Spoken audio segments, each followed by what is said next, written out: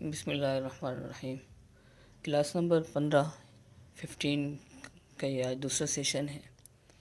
ہم فلسفہ جدید کی گمراہیوں کو پڑھ رہے تھے اور مذہب کے حوالے سے، مذہبی حوالے سے تقابلی جائزہ لے رہے تھے۔ اس میں ایک عنوان میں نے قائم کیا ہے، مذہب میں مغربی نظریات کی ملاوٹ، فطرت پرستی اور مابعد طبیعیات۔ اس میں ایک خرابی، ایک گمراہی جو سامنے آئی ہے وہ یہ مغرب کے اس عنوان کے تحت جو خرابیاں، گمراہیاں اور فکری انحراف سامنے آیا ہے، اس میں مغرب کے ہر مفکر کے پاس الگ الگ فلسفہ ہوتا ہے، جسے نظام بعد میں وہ نظام کی صورت میں سامنے آتا ہے۔ مختلف فکروں کا مجموعہ وقت گزرنے کے بعد ایک نظام اور ایک ازم، ایک سسٹم بن جاتا ہے۔ اس لیے مغربی لوگ اور مغرب سے متاثرہ لوگ دین بھی انہی فکری نظام کی روشنی میں دیکھتے ہیں، سمجھتے ہیں۔ تصوف کے بارے میں بھی ان کے ہاں اسی طرح، جیسے کہ مغربی فلاسفہ کے فلسفے ہوتے ہیں، تو گویا کہ تصوف بھی ایک فکری نظام ہے جس کے شریعت سے کوئی تعلق نہیں ہے۔ اسی طرح امام شافعی رحمۃ اللہ علیہ کا جو ان کی فقہ ہے، اس کو ایک نظام اور ایک فکر کہا جاتا ہے۔ امام مالک رحمۃ اللہ علیہ کا الگ نظام، الگ فکر۔ اسی طرح تصوف کے جو مسالک ہیں، اس کو الگ الگ ایک سمجھ لے اسلام کے متعارض یا اس کے مقابل متوازن ایک فکر کا مرتبہ دیا جاتا ہے۔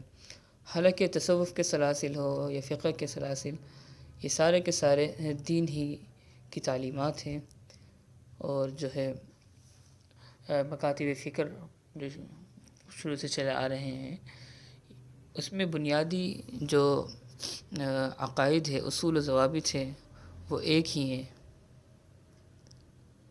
ان کی تعبیرات میں اور استدلال کے نقطۂ نظر میں ذرا اختلاف سے یہ مکاتب فکر وجود میں آئے ہیں۔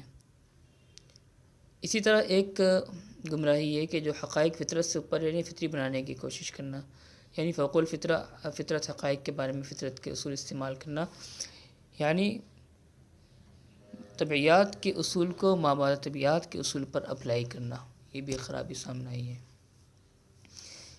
اسی طرح جو حقائق مابعد طبیعیاتی ہے، انہیں حیاتیاتی حقائق بنانا، بایولوجیکل جو ہے تناظر میں دیکھنا، مثلا روح کو مادے میں سے نکالنا،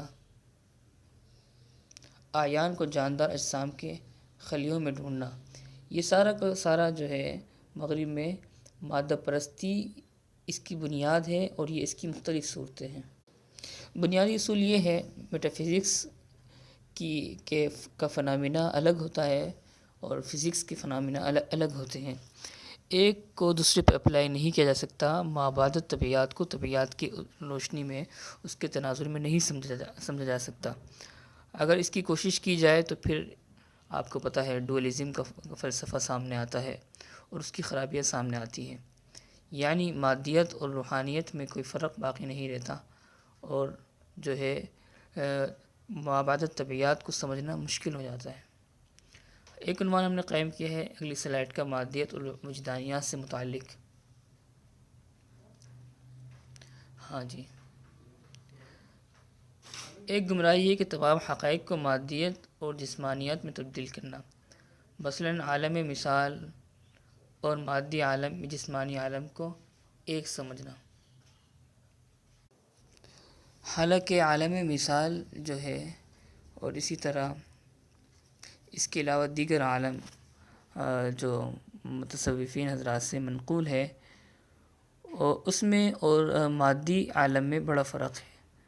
دونوں کو جسمانیت کی روشنی میں دیکھنا، یہ دیکھیں میں نے شروع میں آپ کو کہا کہ میٹرلزم یا ایٹمزم، جس کو مادہ پرستی کہتے ہیں، جس کے جو ہے شاخیں اور جس کی جڑیں جا کے یونان سے ملتی ہے، فکر یونان سے۔ تو فکر یونان کی دو بڑی سوغات ہیں، ریشنلزم عقلیت پرستی اور مادیت مادہ پرستی۔ تو یہ دو بڑی فکریں، اس کی وجہ سے جو ہے مغرب روحانیت کو، نظر نہ آنے والی چیز کو نہیں سمجھ پاتا۔ اسی طرح روحانی حقائق کو نفسیات کی شکل دینا، خصوصاً تصوف کو نفسیات کی ایک قسم سمجھنا اور سلوک کے طریقے کو ذہنی معالجے کا ایک طریقہ بتانا۔ تصوف کو اور اسلام میں انسان کے روحانی مدارج طے کرنے کے طریقے ہیں، یہ نظام ہے، اس کو جو ہے سائیکولوجیکل فنامنا کی روشنی میں سمجھا جاتا ہے اور دیکھا جاتا ہے، حالانکہ اس سے بہت بڑی خرابی جنم لیتی ہے۔ میں نے جیسے آپ کو بتایا کہ یہ کوئی الگ سے کوئی فکر نظام نہیں ہے، بلکہ دین کا ہی حصہ ہے، تزکیہ کا طریقہ، نفسی وما سواہا۔ تو یہ جو تزکیہ ہے، یعنی انسان کے اندر سے اخلاقی خرابیوں ختم کر کے اللہ تعالیٰ کا دھیان لے کر آنا، یہ اصل تصوف ہے اور یہ دین ہی کا جز ہے، ایمانیات کا۔ لیکن اس کو غلط جو ہے طریقے سے سمجھا جاتا ہے۔ خلاصہ وہی ہے کہ میٹا فزکس کو فزکس کی روشنی میں سمجھنا، اس سے یہ خرابیاں جنم لیتی ہے۔ اس طرح وجدان کے اصلی معنی نہ سمجھنا۔ فلسفی ہے برگساں اس کے نظریے کے زیر اثر وجدان کو ایسی صلاحیت خیال کرنا جو جبلت یعنی جسمانی اور ذاتی عوامل سے پیدا ہوتی ہے۔ اس کا مطلب یہ ہے کہ عقل جزوی کو رد کر کے اس سے اوپر عقل کلی کی طرف نہ جانا، بلکہ نیچے جسمانیت میں اتر جانا۔ اب وجدان کے حوالے سے بھی اگر بات کی جائے، جو ایک عقل ہوتی ہے انسان کے اندر، عقل و شعور، ایک ہوتا ہے وجدان جس کی زیر خیال انسان کا جذبات پنپتے ہیں، پیدا ہوتے ہیں۔ عقل کے زیر تحت انسان کی فکر جو ہے پنپتی ہے، پیدا ہوتی ہے۔ تو دونوں کی کشمکش انسان کے اندر چلتی ہے، جذبات کی اور فکر کی، دل کی یا دماغ کی۔ تو مغربی جو معاشرہ ہے، مغربی فلسفہ ہے، وہ دونوں کا مقام جو ہے متعین نہیں کر سکا اور دونوں کے درمیان سرگرداں ہیں۔ کوئی جو ہے وجدانیات کو اصل بناتا ہے، تو کوئی عقل کو اصل بناتا ہے۔ لیکن وجدان کو بھی اگر انہوں نے سمجھا ہے تو کوئی الہامی یا روحانی ذریعہ علم کے طور پہ نہیں، بلکہ اس کو عقل جزوی کی روشنی میں سمجھے ہیں۔ یعنی وجدان بھی انسانی جسم کی ایک، یعنی آپ سمجھ لے مادہ پرستی کی روشنی میں، مادیت کی روشنی میں اس کو سمجھنا، اور عقل کی طرح وجدان کو بھی ایک انسان کا خاصہ سمجھنا، کہ انسانی اور سے جسمانیت کی روشنی میں سمجھنے کی وجہ سے جو ہے یہ ذریعہ علم بھی کوئی الہی ذریعہ علم کی طرف نہیں لے کے جاتا، یعنی عقل کلی کی طرف نہیں لے کے جاتا۔ آپ کو پتہ ہے مشہور فلسفی ڈیکارٹ، اس کی ذہنیت 17ویں صدی کے درمیان میں شروع ہوئی، اور اس کے اثرات کے ماتحت روح اور مادہ یا روح اور جسم کو ایک دوسرے سے بالکل الگ سمجھنا۔